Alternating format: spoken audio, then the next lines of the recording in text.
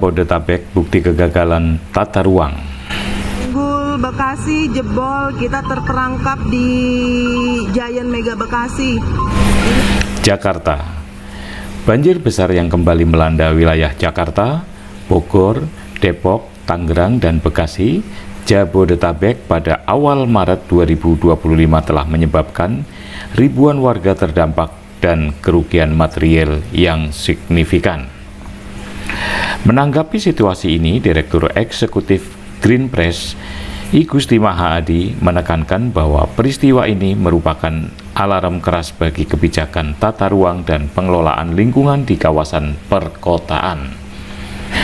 Banjir yang merendam ribuan rumah dan infrastruktur di Jabodetabek bukan hanya akibat cuaca ekstrim, tetapi juga bukti bahwa ekosistem perkotaan kita semakin tidak mampu menahan tekanan lingkungan.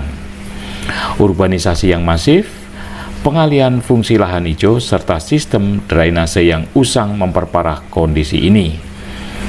Kita tidak bisa terus-menerus menganggap ini sebagai bencana alam belaka tanpa melihat faktor-faktor yang memperburuk dampaknya, ujar I Gusti Maha Adi di Jakarta ketika merespon fenomena banjir yang merendam sejumlah wilayah di Jabodetabek. Data terbaru menunjukkan bahwa di Jakarta sedikitnya 105 rukun tetangga, RT, dan 5 ruas jalan terdampak banjir hingga Selasa 4 Maret 2025. Sementara itu, di Bekasi ketinggian air mencapai 3 meter, merendam sedikitnya 140 unit rumah warga.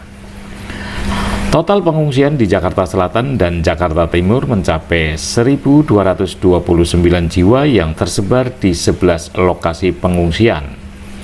Sekretaris Jenderal Green Press Marwan Ajis menambahkan bahwa kerugian ekonomi akibat banjir diperkirakan mencapai miliaran rupiah, mencakup kerusakan rumah, infrastruktur, dan terganggunya aktivitas ekonomi masyarakat. Setiap tahun kita menghadapi siklus kerugian yang sama akibat banjir. Sudah saatnya kita beralih ke pendekatan yang lebih proaktif dan keberlanjutan dalam penanganan masalah ini, tutur Marwan. Green Press menawarkan beberapa solusi strategis untuk mengurangi risiko banjir di masa mendatang. Pertama, rehabilitasi kawasan resapan air. Pemerintah daerah perlu meninjau kembali kebijakan alih fungsi lahan dan melakukan restorasi kawasan resapan air, seperti hutan kota, danau, serta ruang terbuka hijau yang semakin tergerus oleh pembangunan betonisasi. Kedua, revitalisasi drainase dan pengelolaan air hujan.